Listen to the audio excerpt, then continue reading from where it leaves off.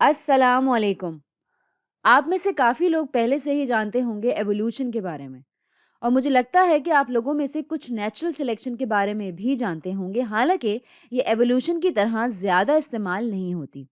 اور جو ہم اس ویڈیو میں کریں گے وہ یہ کہ ہم دیکھیں گے کہ یہ دونوں آپس میں کیسے جڑی ہوئی ہیں، اور ہم کچھ غلط فہمیوں کو بھی دور کرنے کی کوشش کریں گے جو لوگ رکھتے ہیں ایوولوشن کے بارے میں۔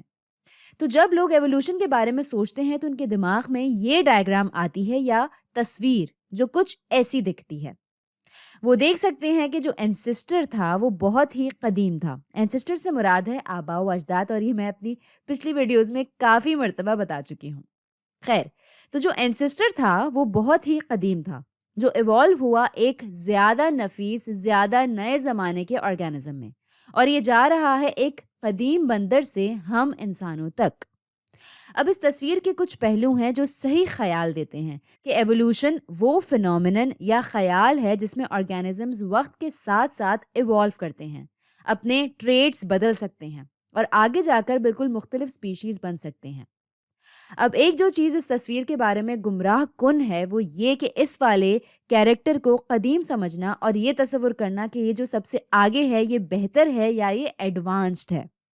ضروری نہیں ہے کہ ایوولوشن اچھے سے برے کی طرف جاتی ہے یا قدیم سے ترقی یافتہ کی طرف۔ یہ بس ایک مسلسل تبدیلی ہے اس بات کی بنیاد پر کہ آرگینزمز کے لیے وہ انوائرمنٹ یا ماحول کتنا مناسب ہے، اور یہ ہونے میں لاکھوں سال لگ سکتے ہیں۔ مثال کے طور پر انسانوں اور بندروں کے بیچ جو چیز عام ہے وہ ہے اینسسٹر۔ ہو سکتا ہے 10 لاکھ سال پہلے اس دنیا میں موجود ہوں، لیکن یہ ہماری آنکھوں کے سامنے بھی ہو سکتا ہے۔ مثال کے طور پر ہر سال ہمارے پاس ایک نیا فلو وائرس ہوتا ہے، کیونکہ فلو وائرس جو ہے وہ مسلسل ایوالو کر رہا ہے میوٹیشن کے ذریعے۔ ہمارے پاس کرونا وائرس ہے اور اس کے نئے ویریئنٹس بھی تقریباً ہر اگلے مہینے۔ یہ ہے ایوولوشن جو ہماری آنکھوں کے بالکل سامنے ہو رہی ہے۔ لیکن سب سے اہم سوال یہ ہے کہ یہ کیسے ہوتا ہے؟ کیا ڈی این اے کو پتا ہوتا ہے کہ کسی اور چیز میں تبدیل ہونا ہے؟ نہیں، ایسا نہیں ہے۔ وہ اپنے آپ کو خود نہیں بنا رہا، اور یہ وہ جگہ ہے جہاں نیچرل سلیکشن کام آتی ہے۔ تو فرض کرتے ہیں ایک آبادی ان سرکلز کی، ان گول دائروں کی، اور ایک بہت ہی ضروری کیریکٹرسٹک جو چاہیے ایوولوشن ہونے کے لیے وہ یہ کہ آپ کو آبادی میں ویریشن چاہیے ہوتی ہے۔ اور جب ہم ویریشن کی بات کرتے ہیں تو ہم اصل میں مختلف اظہار کیے ہوئے ٹریٹس کی بات کرتے ہیں، یعنی مختلف ظاہر ہوئے ٹریٹس کی بات کرتے ہیں۔ اور آپ شاید پوچھیں کہ یہ ویریشن آتی کہاں سے ہے، تو یہ آئے گی میوٹیشن کے ذریعے۔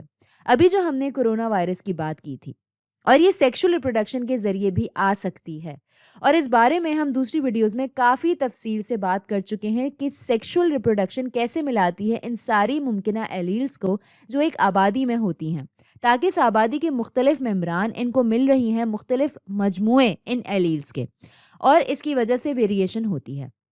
اور صرف ویریشن کی وجہ سے ہی ایوولوشن نہیں ہوتی، آپ کو چاہیے ہوتی ہے ویریشن اور سلیکشن پریشر، اور یہیں سے جو لفظ ہے نیچرل سلیکشن وہ آتا ہے۔ اور میری کیا مراد ہے سلیکشن پریشر سے؟ تو یہ جو چھوٹی سی مثال دی ہے میں نے، اگر اس تصویر میں یہ سرکل جیسی چیزیں ریپروڈیوس کرتی رہیں، ان کے پاس کھانے کو ہر چیز موجود ہو، جتنی ریسورسز چاہیے ہوں وہ سب موجود ہو، کوئی بھی شکاری نہ ہو، تو آپ کے پاس سلیکشن پریشر جیسی چیز نہیں ہوگی۔ تو ان ساری ویریشنز کے پاس برابر کا موقع ہوگا زندگی جینے کا اور ریپروڈیوس کرنے کا۔ لیکن آئیں اب ذرا تعارف کرتے ہیں سلیکشن پریشر کا، اور فرض کرتے ہیں کہ کیا ہوگا۔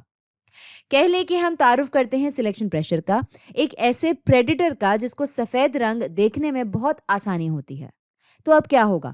تو وقت کے ساتھ ساتھ ایک نسل سے دوسری نسل تک یہ جو سفید سرکلز ہیں، اس سے پہلے کہ وہ ریپروڈیوس کرتے اور اپنی ایلیلز آگے بڑھاتے، یہ ممکنہ طور پر کھائے جا سکتے ہیں اس پریڈیٹر سے یا اس شکاری سے۔ تو جو اگلی نسل ہوگی یا آنے والی نسل ہوگی، ان میں یہ سفید سرکلز کم سے کم ہوں گے۔ تو آنے والی نسل شاید کچھ ایسی دکھے، زیادہ پرپل اور زیادہ نیلا۔ اب دوسری طرف آپ کے پاس ایک ایسی صورتحال بھی ہو سکتی ہے جہاں بجائے اس کے کہ کوئی پریڈیٹر ہوتا، اب سمجھ لیں کہ خوراک کی کمی آ گئی ہے۔ یہ ایک اور فارم ہے یا شکل ہے سلیکشن پریشر کی۔ کہہ لیں کہ پرپل والوں کو زیادہ آسانی سے کھانا ملتا ہے، تو اب کیا ہوگا؟ تو نسل در نسل یہ جو پرپل والے ہیں ان کے پاس زیادہ امکانات ہوں گے زندہ رہنے کے اور ریپروڈیوس کرنے کے. تو ہو سکتا ہے یہ رنگ بھی ہمیں نظر آئے لیکن یہ کم ہوں گے اور یہ پرپل والے زیادہ. اور اگر آپ تصور کریں کہ اگر یہ والا انوائرمنٹل پریشر چلتا رہا تو آگے آنے والی نسلوں میں آپ سلیکٹ کرتے رہیں گے زیادہ پرپل والی. اگر آپ آگے جا سکیں کچھ ہزار سال آگے یا لاکھوں سال آگے تو ان کی شاید یہ سرکل جیسی شکل ہی نہ رہے, وہ دکھنے میں اپنے اینسسٹر سے بالکل مختلف ہوں. تو کیا اس کا یہ مطلب ہوا کہ یہ والا شیپ زیادہ بہتر یا ایڈوانسڈ ہے اپنے اینسسٹرز کے مقابلے میں؟ کوئی ایسا طریقہ موجود نہیں جس سے یہ ثابت ہو کہ یہ والے اسپیشیز زیادہ ایڈوانسڈ ہیں یا ان سے بہتر ہیں, لیکن جو ہم کہہ سکتے ہیں وہ یہ کہ یہ اس موجودہ انوائرمنٹ کے لیے زیادہ سوٹیبل ہیں اور یہ والے اپنے اس وقت کے انوائرمنٹ کے لیے زیادہ سوٹیبل ہیں. تو اب میں آپ کو یہیں چھوڑوں گی.